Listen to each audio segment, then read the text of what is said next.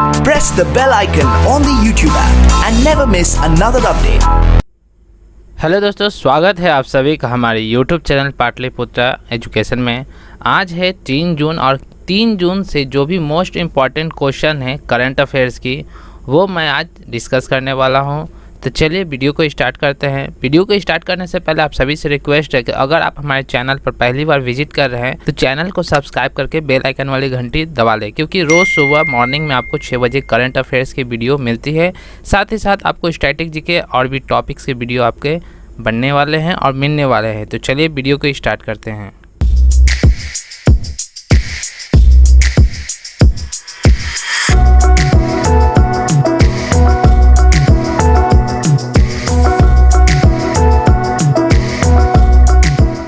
आज का पहला क्वेश्चन है कि राष्ट्रीय जांच एजेंसी NIA के नए प्रमुख कौन हैं? तो इस प्रश्न का उत्तर होता है कुलदीप सिंह।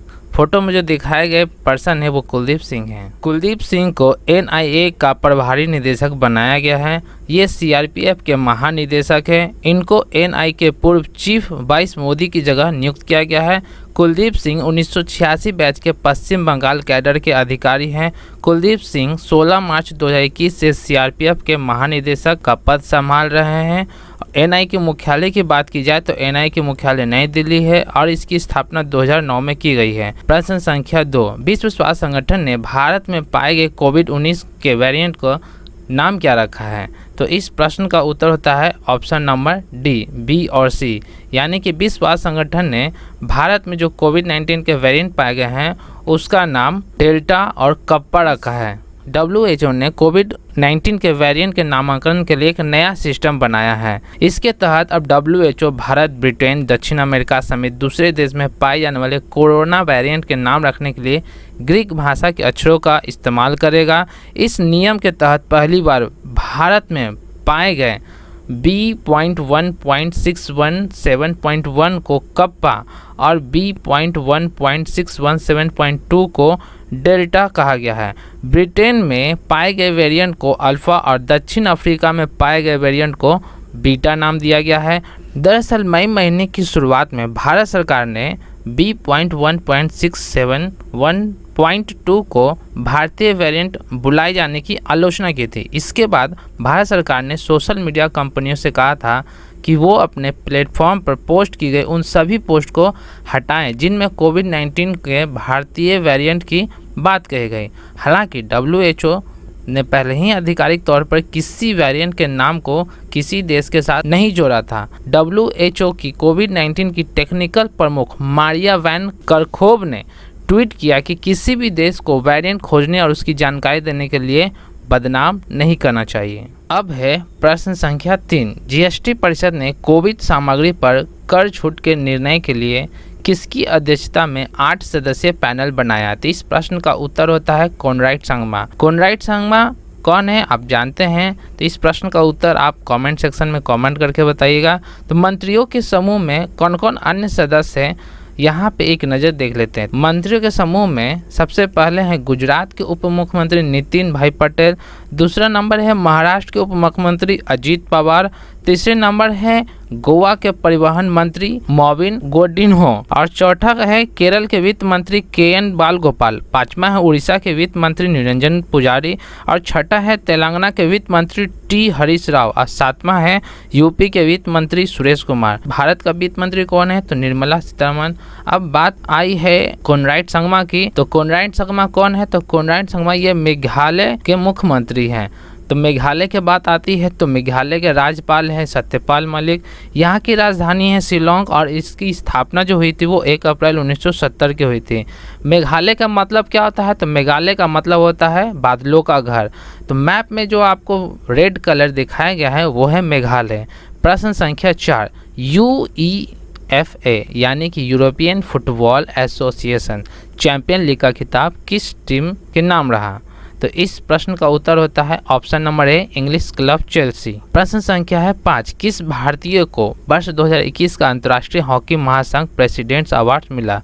तो इस प्रश्न का उत्तर होता है वी कार्तिकेयन पांडियन। चित्र में जो है वो है वी कार्तिकेयन पांडियन। तो अब बात आती है कि डी कार्तिकेयन पांडियन आखिर है कौन? तो डी कार्तिकेयन पांडियन एक उड़ीसा के आईएएस अधिकारी हैं। ये उड़ीसा के मुख्यमंत्री नवीन पटनायक के निजी सचिव भी रह चुके हैं। ये 2000 बैच के आईएएस अधिकारी हैं। बी कार्तिकेयन की बात की जाए तो ये सम्मान उनको 22 मई 2021 को FIH की 47वीं कांग्रेस के दौरान मिला था। आखिर इनको ये सम्मान क्यों मिला? बात आता है कि इनको सम्मान क्यों मिला। तो पांड्ये ने ओडिशा की राजधानी भुवनेश्वर में पुरुषों के हॉकी विश्व कप 2018 और अंतर्राष्ट्रीय हॉकी कार्यक्रम का सफलतापूर्वक आयोजन किया था, इसीलिए इनको मिला। दरअसल बात यह है कि एशियाई एथलेटिक्स चैंपियनशिप 2017 का आयोजन झारखंड के रांची में होने वाला था, लेकिन अंत समय में झारखंड ने मना कर दिया। ऐसे में वक्त बहुत कम था और एथलेटिक्स फेडरेशन ऑफ इंडिया ने गेम्स आयोजन के लिए कई राज्यों से संपर्क किया। तब ओडिशा के आईएएस अधिकारी वी कार्तिकेयर पांड्ये ने इसकी जिम्मेदारी ली और उड़ीसा सरकार को विश्वास दिलाया कि कम समय में भी यह आयोजन हो जाएगा। तब भुवनेश्वर को इस चैंपियनशिप की मेज़बानी के लिए चुना गया। उड़ीसा ने 90 दिन में यह कार्यक्रम को पूरा किया। पूरे एशिया से 1300 से अधिक एथलीट और अधिकारियों ने इसमें भाग लिए थे। इसी कारण वी कार्तिकेयन पांड्यन को 47वीं कांग्रेस के दौरान उनको यह सम्मान से नवाजा गया। बात आई उड़ीसा की, तो उड़ीसा के मुख्यमंत्री हैं नवीन पटनायक और यहाँ के राज्यपाल है गणेशी लाल। यहाँ की राजधानी है भुवनेश्वर और स्थापना हुआ था 1 अप्रैल 1936 को। मैप में जो रेड कलर का पार्ट है वो है उड़ीसा। तो आपको मैप में भी ध्यान रखते हुए चलना है कि आपका भारतीय मैप में कौन सा राज्य कहाँ पर है। उड़ीसा से जुड़ी और भी जानकारी है। अगर उड़ीसा का राजकीय पशु की बात की जाए तो यहाँ के राजकीय पशु है सांबर हिरन, और राजकीय पेड़ की बात की जाए तो राजकीय पेड़ है गुल्लर। अब पक्षी की बात की जाए तो यहाँ के राजकीय पक्षी है इंडियन रोलर। उड़ीसा के प्रमुख नृत्य है डंटा नट, पैंका, आपा, जर्रर, छऊ, मुदारी, सवारी, गरुड़ वाहन। और उड़ीसा की जो नदियाँ हैं वह है महानदी, ब्राह्मणी नदी, वैतरणी नदी, तेल नदी और इंद्रावती। उड़ीसा राज्य जो है वो किन किन देशों से घिरी हुई है, तो मैप में आप देख सकते हैं। उड़ीसा के जो पड़ोसी राज्य हैं, पूरब में है बंगाल की खाड़ी, ये है आपका उड़ीसा, और यहाँ के पूरब में है ये है बंगाल की खाड़ी। उत्तर पूर्व में है पश्चिम बंगाल। ये जो आप देख रहे हैं ये आपका उत्तर पूर्व के साइड में पड़ जाता है पश्चिम बंगाल। तो ये है आपका पश्चिम बंगाल। तो ये देख सकते हैं। इसके उत्तर में है ये है झारखंड, और दक्षिण में जो है ये आप देख रहे हैं ये है आपका आंध्र प्रदेश, और पश्चिम साइड में है छत्तीसगढ़। तो ये आपका छत्तीसगढ़ का पार्ट है, ये है आपका छत्तीसगढ़। उड़ीसा की प्रमुख कृषि है गेहूं, धान, दाल, रागी, मक्का, छोटा बाजरा, तिलहन, मूंगफली, सरसों, टेंडी, गन्ना, कपास, चाय, कॉफ़ी। वहीं अगर उड़ीसा के प्रमुख स्थल की बात की जाए तो यहाँ के प्रमुख स्थल है कोणार्क का सूर्य मंदिर, जो कि बहुत ही फेमस है। अक्सर एग्जाम में यहाँ से प्रश्न पूछे जाते हैं कि कोणार्क का सूर्य मंदिर कहाँ है, तो उड़ीसा में। चलिए आपके लिए एक क्वेश्चन है कि कोणार्क का सूर्य मंदिर जो है भारतीय नोट के कौन से नोट पे कोणार्क का सूर्य मंदिर है। आप कमेंट करके ज़रूर इस प्रश्न का उत्तर आप लोग देंगे। अब है उड़ीसा के और भी प्रमुख स्थल हैं भुवनेश्वर लिंगराज मंदिर, सुंदरपुरी तट, उदयगिरी, खंडगिरी की प्राचीन गुफाएं, हीराकुंड बांध इत्यादि जो है उड़ीसा के प्रमुख पर्यटन स्थल है। यहाँ के त्यौहार है डोला पूर्णिमा, नौखाप यानी नए वर्ष का पर्व है। जब भी नए वर्ष आता है तो नौखाप पर्व यहाँ मनाया जाता है।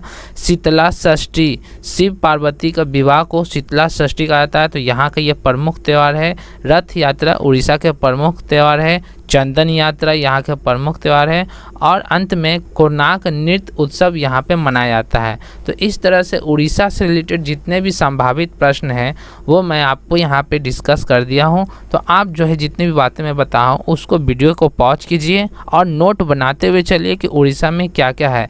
इस तरह से जितने भी आपके आने वाले वीडियो है, हर वीडियो में आपको जितने भी संभावित प्रश्न बनेंगे वो सारे प्रश्नों को यहाँ पे डिस्कस किया जाएगा। अब है प्रश्न संख्या 6। सबसे तेज गति से दौड़ने वाला जानवर चीता, जिसे 1952 में भारत में विलुप्त घोषित किया था, उसे किस देश से भारत लाया जा रहा है। तो इस प्रश्न का उत्तर होता है दक्षिण अफ्रीका। यानी कि चीता नवंबर 2021 में मध्य प्रदेश के कूनो नेशनल पार्क में लाया जाएगा और इसकी जानकारी मध्य प्रदेश के वन मंत्री विजय शाह ने 23 मई 2021 को दी थी। देश का जो आखिरी चित्तीदार चीता था वो 1947 में छत्तीसगढ़ में मर गया था और 1952 में इसे विलुप्त घोषित कर दिया गया था। चीता जो है सबसे तेज दौड़ने वाला जानवर है। इसकी रफ्तार 70 मील प्रति घंटा तक हो सकती है, मतलब कि 112 किलोमीटर प्रति घंटा। चीता की आखिर विलुप्ति के कारण क्या है? तो चीतों की विलुप्ति के दो विशेष कारण हैं। पहला, जानवरों की शिकार के लिए चीता को पालतू बनाया जाना और दूसरा, कैद में रहने पर चीता प्रजनन नहीं कर पाते हैं, तो अपनी तेज़ गति तथा बाघ व शेर की तुलना में ये कम हिंसक होने की वजह से इसको पालना आसान था। देश की आज़ादी के पहले तत्कालीन राजाओं और जमींदारों द्वारा इसका प्रयोग अक्सर शिकार के लिए होता था, जिसमें ये अन्य जानवरों को पकड़ने में उनकी मदद करते थे। चीते को पालने का मुख्य कारण उनका सहज स्वभाव था और ये कुत्तों की भांति आसानी से पाले जा सकते थे। मजेदार की बात तो ये है कि किसी जंगल से पकड़ कर लाए गए चीते को अगर 6 महीने तक ट्रेनिंग दिया जाए तो वो प्रशिक्षित हो जाता है। इनको पिंजरों में रखने की बजाय जंजीर से बांधकर रखा जाता है। ऐसा ऐतिहासिक स्रोतों में चीते का उल्लेख है। इतिहास में पहली बार चीता पालने का साक्ष्य संस्कृत का मनसोल्लास में मिलता है। ऐसा कहा जाता है कि मुगल बादशाह अकबर ने 49 वर्षों के शासनकाल के दौरान अपनी शाही चिड़ियाघर में लगभग 9000 चीते रखे थे। तो मध्य प्रदेश के वन मंत्री विजय शाह ने बताया कि भारतीय वन्यजीव संस्थान ने कुछ साल पहले चीतों को भारत में लाने की प्लानिंग की थी। दक्षिण अफ्रीका से श्योपुर जिले के कुनो में लाई जाने वाली 5 मादा चीते सहित लगभग 10 चीतों के लिए 12 बनाया जा रहा है। भारत से अधिकारियों को जून जुलाई 2021 में प्रशिक्षण के लिए यानी ट्रेनिंग के लिए दक्षिण अफ्रीका भेजा जाएगा। मध्य प्रदेश के बारे में बात आई है तो आइए जानते हैं मध्य प्रदेश के बारे में। तो मध्य प्रदेश की राजधानी है भोपाल। यहाँ के मुख्यमंत्री शिवराज सिंह चौहान, राज्यपाल है आनंदीबेन पटेल और मैप में जो आपको दिखाए गए हैं रेड कलर का पार्ट है ये है आपका मध्य प्रदेश। मध्य प्रदेश से जुड़ी और भी जानकारी है कि यहाँ के राजकीय पशु है बारहसिंगा, जिसका नाम दलदल हिरन के नाम से भी जाना जाता है। यहाँ के राजकीय फूल है लिली। राजकीय पेड़ की बात की जाए तो राजकीय पेड़ है बरगद। राजकीय पक्षी है दूधराज या शाह बुलबुल। इनको अंग्रेजी में पैराडाइज फ्लाई कैचर नाम के जाना जाता है।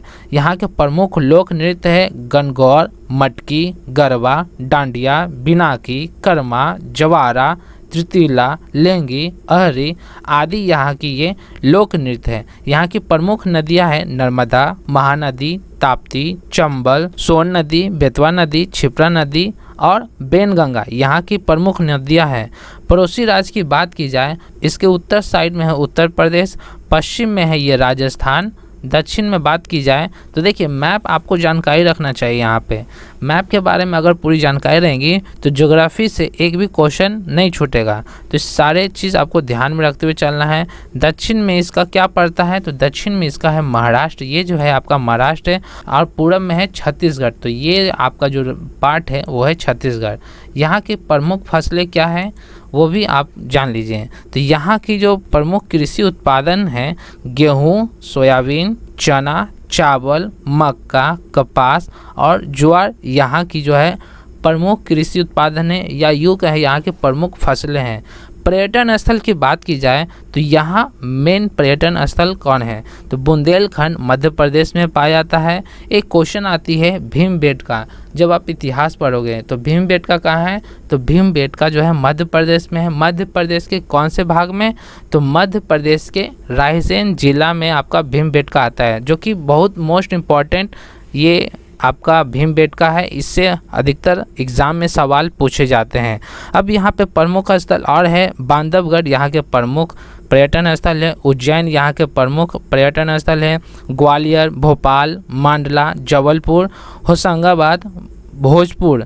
देखिए एक भोजपुर आपका बिहार में भी है, एक भोजपुर आपका पड़ता है मध्य प्रदेश में। यही भोजपुर में आपका भीमबेटका भी आता है। और यहाँ पे एक और पर्यटन स्थल है ओंकारेश्वर, मांडू, पंचमढ़ी, ओरछा किला, सांची स्तूप, कान्हा राष्ट्रीय उद्यान, बांधवगढ़ नेशनल पार्क। ये सब जो है भोजपुर में आते हैं। तो ये आपके प्रमुख पर्यटन स्थल हैं। यहाँ की उद्योग की बात की जाए, वस्त्र उद्योग और शक्कर उद्योग यहाँ के प्रमुख उद्योग है। और यहाँ का प्रमुख पर्व है गणगौर, भाई दूज, निर्जा, दशहरा, घरलिया यहाँ का प्रमुख त्यौहार है। संजा व मामूलिया, हरेली, भगोरिया इत्यादि ये सब जो है प्रमुख त्यौहार है। अब बात आती है कि मध्य प्रदेश में टोटल कितने ज़िले हैं। तो टोटल 52 ज़िले हैं और मध्य प्रदेश में 10 मंडल हैं। यहाँ के विधानसभा के सदस्यों की संख्या 230 है और लोकसभा के सदस्यों की संख्या है 29। राज्यसभा के यहाँ के सदस्यों की संख्या है 11। और यहाँ का उच्च न्यायालय क्या है वो कमेंट सेक्शन में आपको बताना है कि मध्य प्रदेश का उच्च न्यायालय क्या है। अब है प्रश्न संख्या 7, हिंदी पत्रकारिता दिवस कब मनाया जाता है। तो हिंदी पत्रकारिता दिवस 30 मई को मनाया जाता है। तो हिंदी भाषा में उदंत मार्तंड के नाम से पहला समाचार पत्र निकला था, जो कि 30 मई 1826 को कलकत्ता से निकला था। इसलिए इस दिन को हिंदी पत्रकारिता दिवस के रूप में मनाया जाता है। कहा जाता है कि हिंदी पत्रकारिता की शुरुआत करने वाले पंडित जुगल किशोर ने सोचा नहीं था कि हिंदी पत्रकारिता का जो पौधा उन्होंने रोपा है वो एक दिन विशाल वटवृक्ष बन जाएगा। हालांकि आज हिंदी पत्रकारिता के दौर बदल चुका है। पत्रकारिता में आर्थिक निवेश होने के कारण इससे उद्योग का भी दर्जा हासिल हुआ है। हिंदी के पाठकों की संख्या में लगातार इजाफा हुआ है। तो इस तरह से हिंदी पत्रकारिता दिवस क्यों मनाया जाता है आप जान गए। अब है प्रश्न संख्या 8। प्रश्न संख्या 8 में कहा गया है, किस भारतीय अर्थशास्त्री और नोबेल पुरस्कार विजेता को प्रिंसेस ऑफ ऑस्ट्रियस अवार्ड से सम्मानित किया गया है। तो इस प्रश्न का उत्तर होता है अमर्त्य सेन। अमर्त्य सेन को जो शीर्ष पुरस्कार मिले हैं, ये स्पेन के शीर्ष पुरस्कार में से 20 देशों के 41 उम्मीदवारों में से इनको चुना गया था। अमर्त्य सेन को सामाजिक विज्ञान श्रेणी में प्रिंसेस ऑफ ऑस्ट्रियस अवार्ड दिया गया है। उन्हें उनके सबसे प्रसिद्ध कार्य पॉवर्टी एंड फैमिलीज के लिए चुना गया था। इस अवार्ड को देने की घोषणा 26 मई 2021 को की गई थी।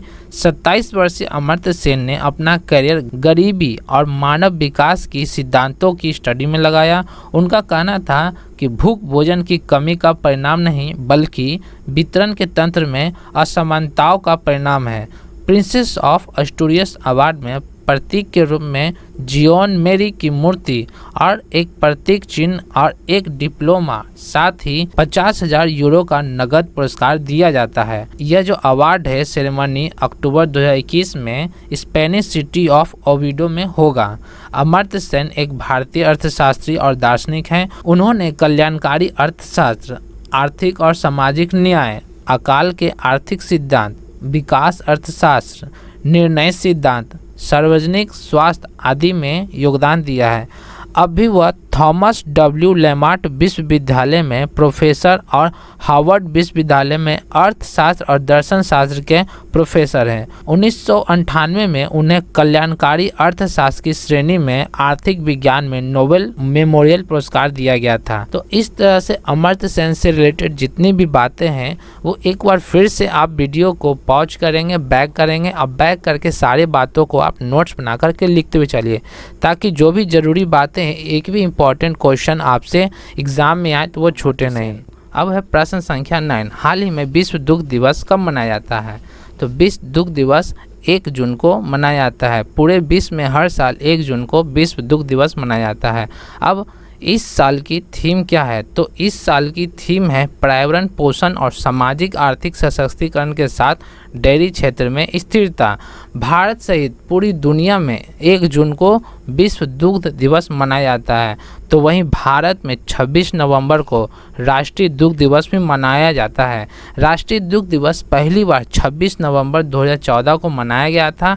इस दिन क्यों मनाया जाता है। तो ये दिन डॉक्टर वर्गीस कुरियन के सम्मान में मनाया जाता है, जिनको भारत में श्वेत क्रांति का जनक भी माना जाता है। कहा जाता है कि डॉक्टर वर्गीस कुरियन का जन्म 26 नवंबर को हुआ था। इसी वजह से इस दिन को राष्ट्रीय दुग्ध दिवस के रूप में भारत में मनाया जाता है। तो भारत का राष्ट्रीय दुग्ध दिवस 26 नवंबर और पूरे विश्व का 1 जून। ध्यान रखना है, पूरे भारत का 26 नवंबर और पूरे विश्व का दुग्ध दिवस 1 जून को मनाया जाता है। आज का लास्ट प्रश्न 10वां नंबर।